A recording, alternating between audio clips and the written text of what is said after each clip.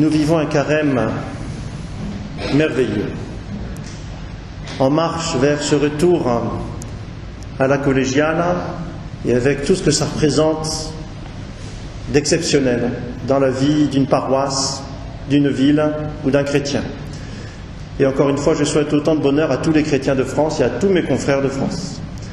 Et pour préparer ce grand moment, pendant tout ce carême, tâchons de revoir les différents éléments qui sont symbolisés dans nos églises. Il y a 15 jours, nous avons parlé de l'orientation, l'église tournée vers le soleil levant. La semaine dernière, nous avons parlé de Jésus transfiguré sur la montagne. Nous avons vu comment l'autel est vraiment le signe de Jésus. La montagne sainte, la pierre angulaire, le rocher qu'est le Christ, et ce rocher est vêtu de vêtements blancs, et il est illuminé par les lumières de l'autel. Et de ce rocher du cœur du Christ, nous entendons tout à l'heure comment Moïse va le frapper et il va en couler. Alors je crois qu'aujourd'hui il nous faut parler tout simplement d'un autre lieu essentiel de l'Église qui est le baptistère, et par extension le bénitier. Dans la tradition chrétienne, les baptistères sont assez souvent, dans les premiers siècles, un bâtiment distinct de l'Église. Je pense à Saint-Jean-de-Latran, je pense à Venasque, à Fréjus, quelques autres endroits. Mais très souvent, quand même, les baptistères sont à l'intérieur de nos églises, et normalement, ils sont au nord et à l'ouest. Pourquoi ? Parce que si l'église est orientée à l'est, soleil levant, l'ouest, eh bien, c'est à l'autre bout, c'est le soleil couchant, mais c'est aussi l'entrée. Clairement, ici, vous rentrez par la porte ouest, tournée vers le soleil levant. Et puis vers le nord, parce que le nord, c'est le côté des ténèbres. Et par le baptême, nous faisons un voyage depuis les ténèbres du péché, ou depuis l'Occident décadent, voilà, la nuit que représente la chute du soleil, et nous faisons un voyage depuis le fond de l'église jusqu'à l'autel. Il est très intéressant aussi de voir que dans la liturgie normale d'un baptême, le baptême se fait à l'entrée de l'église, puisque l'enfant est accueilli dans la communauté église, et c'est depuis le baptistère, après l'eau du baptême, une fois qu'on est consacré par le Saint-Crème, qu'on a reçu le vêtement blanc et la lumière, il y a tout un voyage qui reprend l'Exode. Il y a le cheminement de Moïse dans le désert jusqu'à l'autel, qui est le lieu du sacrifice, le lieu de l'Eucharistie, le lieu du pain de vie. Et là, nous demandons au Seigneur, à lui qui est notre Père, nous lui demandons le pain de ce jour. Donne-nous notre pain de ce jour.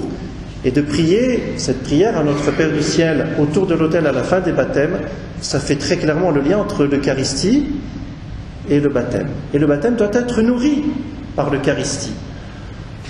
Heureusement que notre maman nous a nourris dès notre naissance. Sinon, qu'est-ce qui se serait passé ? On serait tous morts. Et le baptême, qui est une naissance, a besoin d'être nourri par l'Eucharistie.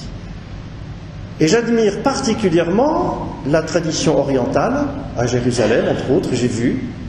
Je pense que Daniel l'a vu aussi comme moi, pour y avoir passé une année également. À la messe, là-bas, les bébés sont portés par les parents. Et dès qu'ils sont baptisés, tout bébé, 2 mois, 3 mois, quelques semaines, ils sont dans les bras des parents et le prêtre leur donne une parcelle d'hostie. Jésus les nourrit déjà. Et parce qu'ils sont vivants et nourris par l'Eucharistie, ils grandissent dans des familles qui sont avec eux à la messe. Et puis quand ils seront un peu plus grands, 8 ans, 10 ans, on mettra des mots sur le pain de vie, sur l'Eucharistie. Mais on comprendra cette richesse de l'Eucharistie parce que d'abord on est vivant et ensuite on mettra des mots dessus. Et donc il y a vraiment un lien très très important entre le baptême qui se passe à l'entrée, la procession qui vient jusqu'à l'autel pour se nourrir du pain de vie et demander cette nourriture dans les mois, les années qui viennent, et puis inversement, c'est de l'autel que jaillit la source d'eau vive qui coule jusqu'au fond de l'église, même qui traverse les portes pour appeler tout un peuple à cette eau vive du baptême. Alors, je voudrais relire avec vous, dans ce rituel des bénédictions, vous avez une page extraordinaire sur la bénédiction d'un nouveau baptistère. Cette prière, je vous l'ai recopiée sur la feuille de semaine et vous aurez tout à loisir l'occasion de la relire, de la goûter, de la méditer.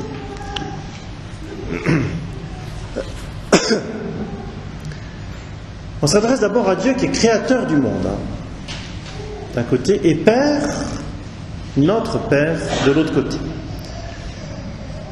Et le baptistère est décrit comme la fontaine du salut, la porte de la vie dans l'esprit. J'évoquais tout à l'heure justement l'entrée par la porte. Le baptême nous fait rentrer dans l'Église. Elle est la porte de la vie dans l'esprit et du paradis retrouvé. Elle est le bain de renouvellement. Est-ce que vous avez eu l'occasion d'assister à des baptêmes par immersion? Qui c'est qui a déjà assisté, qui a vu un baptême où on plonge le bébé dans l'eau? 3 ou 4. C'est pas beaucoup. Alors écoutez, je vous invite, pour vos enfants ou vos petits-enfants, d'organiser le baptême par immersion. C'est pas très compliqué, vous portez la bassine du bain, que vous avez à la maison tous, vous mettez une petite décoration de tissu et de fleurs autour, vous mettez l'eau à la température qui va bien et que les mamans savent parfaitement repérer, et de plonger l'enfant, ça veut dire qu'on le défait, on le plonge, les enfants raffolent de ça. Ben, je peux vous dire, pour en faire un certain nombre, c'est un baptême sur 5 que je fais comme ça à peu près. Les enfants raffolent de ça. Ils sont là dans l'eau, ils se régalent comme à la maison d'ailleurs. Et puis, comme ils sont défaits, on peut leur faire les onctions d'huile devant et derrière. On peut les badigeonner d'huile, il y a toute la symbolique de l'huile qui glisse. C'est magnifique. Et puis on peut les laver, la maman peut les laver avec moi. Je te baptise au nom du Père et du Fils et du Saint-Esprit. L'eau coule dessus, devant, derrière, enfin partout. Voilà. Ils sont vraiment lavés, ils sont baignés. Les orientaux sont encore très très courageux, si je puis dire. Ils prennent l'enfant et ils le plongent complètement dans l'eau glacée, la tête sous l'eau. Enfin moi j'ai pas eu le courage de faire ça encore, mais pourquoi pas. Pour les enfants, pour les bébés peut-être pas quand même. Bon, en tout cas on lave l'enfant tant et plus. Et puis ensuite, on prend le change, la serviette, on le rhabille. Et du coup, il y a un passage, parce que l'enfant arrive en petit body de ce que vous voulez, en civil, si je puis dire. Et puis il repart avec la robe de gloire, avec la robe blanche du baptisé. Il y a un passage. Et normalement, on habille l'enfant en blanc qu'après l'eau du baptême. Parce que par le baptême, tu as revêtu le Christ. Donc tant qu'il n'est pas baptisé, la robe blanche, elle n'a pas lieu d'être encore. Voilà. Et donc, il faut marquer ces passages qui sont tout simplement ce que nous dit l'Église et la tradition, la grande tradition des siècles. Donc le baptême, c'est le bain du renouvellement. Et pendant ce carême, il faut tous nous baigner par le nouveau bain qui est la confession. Ce bain du renouvellement qui rend la blancheur et la pureté à ceux que l'antique péché avait souillés. Le baptistère, c'est encore un torrent dont les flots emportent les péchés. Vous voyez, Marceau et Aglaé, vous n'êtes jamais confessés encore. Mais à l'âge que vous avez, je ne vous croirai pas si vous me dites que vous n'êtes jamais disputé ou vous n'avez jamais menti. Eh bien, dans l'eau du baptême, toutes les bêtises que vous avez pu faire vont être emportées comme un torrent d'amour. Et vous serez lavés, purifiés de toutes les misères que vous avez pu faire. Ici jaillit la source née du côté du Christ. Voilà, le baptême vraiment découle de ce rocher ouvert qu'est le côté de Jésus percé par la lance. Et les eaux font passer ceux qui en boivent à la vie éternelle. Le baptistère est une lampe qui diffuse la lumière de la foi. Et vous savez qu'autour de la cuve baptismale, il y a toujours le cierge pascal, auquel nous allumons le cierge du baptisé, et souvent les cierges des participants également. Donc le baptistère est le lieu d'où se répand la lumière. Du baptistère également va jaillir l'Esprit Saint. Et la prière de l'Église nous fait le lien entre l'Esprit Saint qui fait son ombre sur Marie pour qu'elle enfante Jésus, et l'Esprit Saint qui va féconder le sein de l'Église pour qu'elle enfante les croyants que nous sommes. Marie, figure de l'Église, Marie, fille aînée de l'Église.